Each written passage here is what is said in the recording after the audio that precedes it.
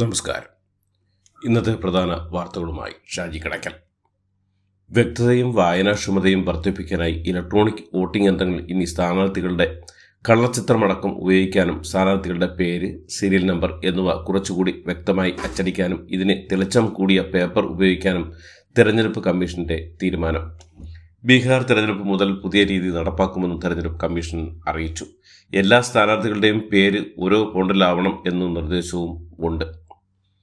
ആഗോള അയ്യപ്പ സംഗമം നടത്താൻ അനുമതി നൽകി സുപ്രീം കോടതി. അയ്യപ്പ സംഗമം നടത്താമെന്നും ഹൈക്കോടതിയുടെ ഉത്തരവിൽ ഇടപെടാനില്ലെന്നുമാണ് സുപ്രീം കോടതി വ്യക്തമാക്കിയിരിക്കുന്നത്. ആഗോള അയ്യപ്പ സംഗമത്തിന്റെ ലക്ഷ്യത്തിൽ നിന്ന് വ്യതിചലിക്കാൻ പാടില്ല എന്ന് സുപ്രീം കോടതി ഉത്തരവിൽ പറയുന്നു. മാത്രമല്ല, സംഘവുമായി ബന്ധപ്പെട്ട് എന്ത് പ്രശ്നം വന്നാലും ഉത്തരവാദിത്വം ദേവസ്വം ബോർഡിനായിരിക്കുമെന്നും പരാതി ഉണ്ടെങ്കിൽ ഹൈക്കോടതിയെ സമീപിക്കണമെന്നും ഹൈക്കോടതിയുടെ നിബന്ധനകൾക്ക് വിധേയമായിട്ടായിരിക്കണം അയ്യപ്പ സംഗമം നടത്തണമെന്നും സുപ്രീം കോടതി വ്യക്തമാക്കി. ആഗോള അയ്യപ്പ സംഗമം നാടകമാണെന്ന് BJP സംസ്ഥാന അധ്യക്ഷൻ രാജീവ് ചന്ദ്രശേഖർ വിശ്വാസികൾക്ക് വേണ്ടി പ്രവർത്തിക്കുന്നവരെ ജനങ്ങൾ മനസ്സിലാക്കിയിട്ടുണ്ടെന്നും അദ്ദേഹം പറഞ്ഞു. ആഗോള അയ്യപ്പ സംഗമത്തിൽ നിലവിൽ 5000-ലധികം പേർ രജിസ്റ്റർ ചെയ്തുവെന്നും മന്ത്രി VN വാസവൻ പ്രതിനിധികളുടെ എണ്ണം മുൻഗണനാക്രമത്തിൽ 3000 ആയി നിജപ്പെടുത്തിയിട്ടുണ്ടെന്നും ശബരിമല മാസ്റ്റർ പ്ലാൻ സർക്കാർ അംഗീകരിച്ചുവെന്നും മന്ത്രി പറഞ്ഞു. മാസ്റ്റർ പ്ലാൻ നിർദ്ദേശങ്ങൾ ആഗോള അയ്യപ്പ സംഗമത്തിൽ ചർച്ചയാകും. ശബരിമല സ്വർണ്ണപ്പാളിലെ തൂക്ക വ്യത്യാസം ഭരണപരമായ വീഴ്ചയെന്ന് ഹൈക്കോടതി. 2019 സ്വർണ്ണപ്പാളി തിരികെ എത്തിച്ചപ്പോൾ തൂക്കം മാസ്റ്ററിൽ രേഖപ്പെടുത്തിയില്ലെന്നും വിശ്വാസ്യതയും സുതാര്യതയും ഉറപ്പുവരുത്തേണ്ട ഒരു ക്ഷേത്ര സമിതിയിൽ നിന്ന് ഉണ്ടാകാൻ പാടില്ലാത്ത വീഴ്ചയാണ് ഉണ്ടായതെന്നും കോടതി പറഞ്ഞു. സ്വർണ്ണപ്പാളി കേസിൽ വിശദമായ അന്വേഷണത്തിന് ഹൈക്കോടതി ഉത്തരവിട്ടിട്ടുമുണ്ട്. ആവിയാകാൻ പെട്രോൾ ഒന്നും അല്ലല്ലോ സ്വർണമെന്നും സ്വർണ്ണപ്പാളിയുടെ ഭാരത്തിലുണ്ടായ കുറവിൽ ഉത്തരം വേണമെന്നും കോടതി കൂട്ടിച്ചേർത്തു.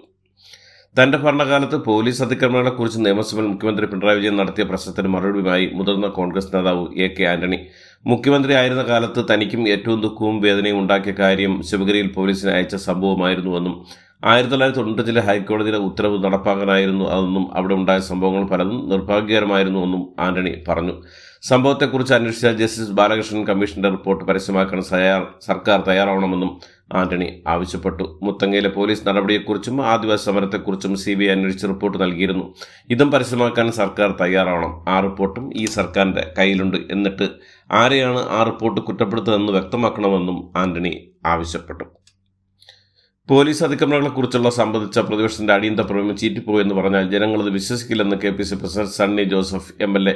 കുന്നംകുളത്ത് യൂത്ത് കോൺഗ്രസ് നേതാവ് VS സുജിത്തിനും കേരളത്തിലെ വിവിധ പോലീസ് സ്റ്റേഷനിൽ നടന്ന പോലീസ് അതിക്രമങ്ങളുടെയും നേർസാക്ഷ്യമാണ് പ്രതിപക്ഷം നിയമസഭയിൽ അവതരിപ്പിച്ചത്. വിഷയത്തിന്റെ ഗൗരവമുള്ളതുകൊണ്ടാണ് ഭരണപക്ഷം അത് ചർച്ച ചെയ്യാൻ തീരുമാനിച്ചതെന്നും സണ്ണി ജോസഫ് പറഞ്ഞു. കേരളത്തിൽ മരണനിരക്ക് അപകടകരമായ രീതിയിൽ വർദ്ധിക്കുന്നുവെന്ന് പ്രതിപക്ഷ നേതാവ് VD സതീശൻ. ലോകത്തിലെ എല്ലാ രോഗങ്ങളും കേരളത്തിലുണ്ടെന്നും കോവിഡിന് ശേഷം കേരളത്തിൽ മരണനിരക്ക് വർദ്ധിച്ചുവെന്നും എന്നിട്ട് നമ്പർ 1 കേരള എന്ന് പറയുന്നുവെന്ന് പ്രതിപക്ഷ നേതാവ് നിയമസഭയിൽ പറഞ്ഞു.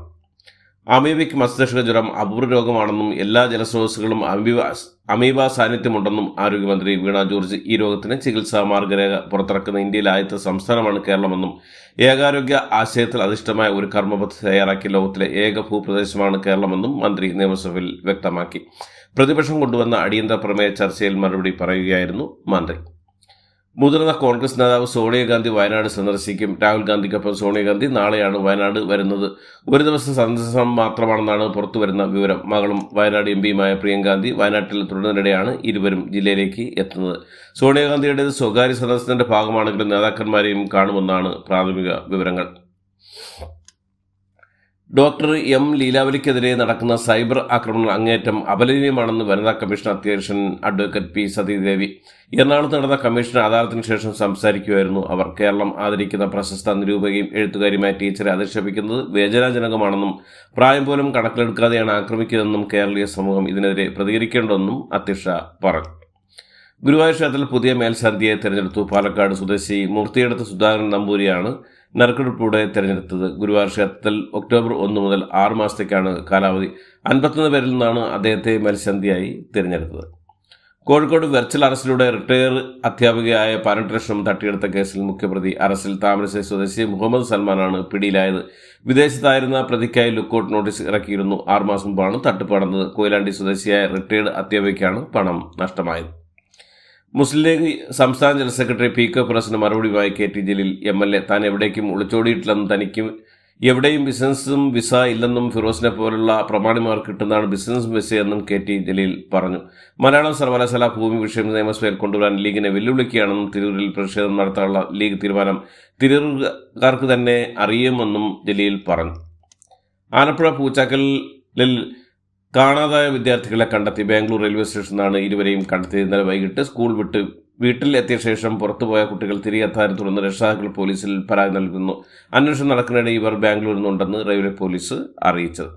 എറണാകുളം പുത്തൻവേലിക്കര പോക്സോ കേസിൽ പ്രതി ചേർക്കപ്പെട്ടിരുന്ന വൈദികന്റെ ശിക്ഷ മരവിപ്പിച്ച് സുപ്രീം കോടതി. Chief justice BR Gavai, justice K Vinod Chandran എന്നിവരടങ്ങിയ ബെഞ്ചിന്റെയാണ് തീരുമാനം. പുത്തൻവേലിക്കര കുരിശിങ്കൽ ലൂർദ് മാതാ പള്ളി വികാരി എഡൻ ഫിഗറസിന്റെ ശിക്ഷയാണ് കോടതി മരവിപ്പിച്ചത്. ഓൺലൈൻ തട്ടിപ്പ് കേസിൽ നിർണായക അറസ്റ്റ് നടത്തി കൊച്ചി സിറ്റി പോലീസ്. 25 കോടി രൂപയുടെ ഓൺലൈൻ തട്ടിപ്പുമായി ബന്ധപ്പെട്ട് കൊല്ലം സ്വദേശിയായ G സുജിതയാണ് അറസ്റ്റിലായത്. Kochi cyber police station register ചെയ്ത കേസിലാണ് അറസ്റ്റ്. പോലീസിന്റെ ചോദ്യം ചെയ്യൽ പ്രതി കുറ്റം സമ്മതിച്ചാണ് വിവരം. ഇന്നലെ അറസ്റ്റ് രേഖപ്പെടുത്തിയ ശേഷം കോടതിയിൽ ഹാജരാക്കിയ ഇവരെ റിമാൻഡ് ചെയ്തു. തൃശൂർ അതിരൂപത മുൻ ആർച്ച് ബിഷപ്പ് ജേക്കബ് തൂങ്കുഴി അന്തരിച്ചു. 94 വയസ്സായിരുന്നു. വാർദ്ധക്യ സഹജമായ അസുഖങ്ങൾ തുടർന്ന് തൃശൂർ കാച്ചേരി മൈനർ സെമിനാറിൽ വിശ്രമത്തിലായിരുന്നു. കാലിങ്ക് സൗഹൃദ സദസ്സിൽ കരുവന്നൂർ ബാങ്കിലെ നിക്ഷേപം തിരികെ എടുക്കാൻ സഹായം തേടിയ വയോധികയുടെ മുഖ്യമന്ത്രിയെ സമീപിക്കാൻ ആവശ്യപ്പെട്ട് കേന്ദ്ര സഹമന്ത്രി സുരേഷ് ഗോപി. മുഖ്യമന്ത്രിയെ തിരക്കി തനിക്ക് പോകാൻ പറ്റുന്ന വഴി അറിയില്ലെന്നും വയോധിക പറഞ്ഞു. എന്നാൽ എൻ്റെ നെഞ്ചത്തോട്ട് കയറിക്കൂ എന്നായിരുന്നു സുരേഷ് ഗോപി ചിരിച്ചുകൊണ്ട് പറഞ്ഞത്. പോലീസിനെതിരെ ഭീഷണിയെ ആവർത്തിച്ച് KSU കോഴിക്കോട് ജില്ലാ പ്രസിഡന്റ് VT സൂരജ്. അകാരണമായ KSU പ്രവർത്തകരെ മർദ്ദിക്കുന്ന പോലീസുകാരെ കൈകാര്യം ചെയ്യാൻ മടിക്കില്ലെന്നും പ്രവർത്തകരുടെ വികാരമാണ് താൻ ഇന്നലെ പറഞ്ഞതെന്നും കഴിഞ്ഞ ദിവസം പറഞ്ഞതിൽ ഉറച്ചു നിൽക്കുന്നതായും KSUവിൻ്റെ മേക്കിട്ട് കയറിയാൽ തിരിച്ചടിവുണ്ടാകുമെന്നും VT സുരാജ് ആവർത്തിച്ചു പറഞ്ഞു. തൃശൂർ പെരിങ്ങോട്ടുകാരൻ ദേവസ്ഥാനം തന്ത്രിക്ക് മരുകൻ TA അരുണിനും എതിരായ വ്യാജ പീഡനക്കേസിൽ 2 പ്രതികൾ കൊച്ചിയിൽ പിടിയിൽ. ശ്രീരാഗ്, സോമന്തൻ എന്നിവരെയാണ് കർണാടക ബാനസവാടി പോലീസ് പിടികൂടി. കൊച്ചി വാരാപ്പുഴയിൽ ഉള്ളിൽ കഴിയായിരുന്നു ഇവർ. പ്രതികളെ ബാംഗ്ലൂരിലേക്ക് കൊണ്ടുപോയി. പെരിങ്ങാട്ടുകര ദേവസ്ഥാന ക്ഷേത്രം തന്ത്രി ഉണ്ണി ദാമോദരന്റെ ജ്യേഷ്ഠ സഹോദരങ്ങളാണ് ഇരുവരും. കേസിൽ 1-ാം പ്രതി പ്രവീൺ ഇപ്പോഴും ഒളിവിലാണ്. സംസ്ഥാനത്ത് വിവിധ ജില്ലകളിൽ ശക്തമായ മഴയ്ക്ക് സാധ്യതയെന്ന് കേന്ദ്ര കാലാവസ്ഥാ വകുപ്പ്. ഇന്ന് 6 ജില്ലകളിൽ കാലാവസ്ഥാ വകുപ്പിന്റെ യെല്ലോ അലർട്ടും പ്രഖ്യാപിച്ചിട്ടുമുണ്ട്. ധർമ്മസ്ഥലിൽ വീണ്ടും അസ്ഥികൾ കണ്ടെത്തിയായി റിപ്പോർട്ടുകൾ. ബംഗലേഗുഡെ വനമേഖലയിൽ നിന്നാണ് അസ്ഥി കഷ്ണങ്ങൾ ലഭിച്ചതെന്നാണ് വിവരം. SIT സംഘം ഇന്ന് ബംഗലേഗുഡിയിൽ പരിശോധന നടത്തിയിരുന്നു. കർണാടക ഹൈക്കോടതി നിർദ്ദേശപ്രകാരമായിരുന്നു പരിശോധന. ഈ പരിശോധന 5 നിന്ന് അസ്ഥി കഷ്ണങ്ങൾ ലഭിച്ചതായി സൂചനകൾ. ധർമ്മസ്ഥലിൽ നിന്ന് 9 മൃതദേഹങ്ങൾ കൂടി SIT കണ്ടെത്തിയായി യൂട്യൂബർ മനോഫ്. കുട്ടികളുടെയും സ്ത്രീകളുടെയും മൃതദേഹങ്ങളാണ് കണ്ടെത്തിയെന്നും ബലേഗുഡെ വനമേഖലയിൽ നിന്നാണ് മൃതദേഹങ്ങൾ കണ്ടെത്തിയത്. ഇനിയും അസ്ഥികൾ കണ്ടെത്തുമെന്നും ഉന്നയിച്ച കാര്യങ്ങളെല്ലാം സത്യമായി വരുമെന്നും ഇപ്പോഴും തനിക്കെതിരെ വധഭീഷണിയുണ്ടെന്നും പറഞ്ഞ കാര്യങ്ങൾ ഉറച്ചു നിൽക്കുന്നുവെന്നും മനോഫ് പറഞ്ഞു. അഹമ്മദാബാദ് വിമാന ദുരന്തത്തിൽ കേന്ദ്ര സർക്കാർ നേരിട്ട് അന്വേഷണം നടത്തണമെന്ന് ക്യാപ്റ്റൻ സുമീത് സബർവാളിന്റെ പിതാവ് Pushkar Raj Sabharwal. Aircraft accident investigation ബ്യൂറോയുടെ അന്വേഷണം ശരിയായ രീതിയിലല്ലെന്നും പുഷ്കർ രാജ് സബർവാൾ പറഞ്ഞു. സുമിത് സബർവാളാണ് ദുരന്തത്തിന്റെ കാരണക്കാരൻ എന്ന പ്രചരണം ശക്തമാകുന്നുവെന്നും അക്കാര്യം അന്തിമ റിപ്പോർട്ടാകുമെന്ന ആശങ്കയുണ്ടെന്നും പുഷ്കർ രാജ് സബർവാൾ പറഞ്ഞു. ബോളിവുഡ് നടി ദിഷ പത്താണിയുടെ വീടിന് നേരെ വെടിവെച്ച സംഭവത്തിൽ അക്രമികളായ 2 പേർ പോലീസ് പിടിതുണ്ടിൽ വെടിയേറ്റ് മരിച്ചുവെന്ന് UP പോലീസ്.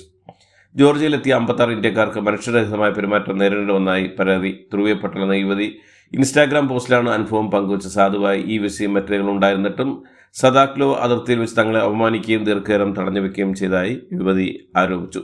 ടിക്ടോക്കിന്റെ ഉടമസ്ഥാവകാശം കൈമാറുന്ന കാര്യത്തിൽ അമേരിക്കയും ചൈനയും തമ്മിൽ ധാരണയായെന്ന് ചൈനീസ് ഭാഗത്തു നിന്ന് സ്ഥിരീകരണം. ഇതോടുകൂടി ഇന്നത്തെ വാർത്തകൾ ഇവിടെ അവസാനിക്കുന്നു. എല്ലാവർക്കും നന്ദി, നമസ്കാരം.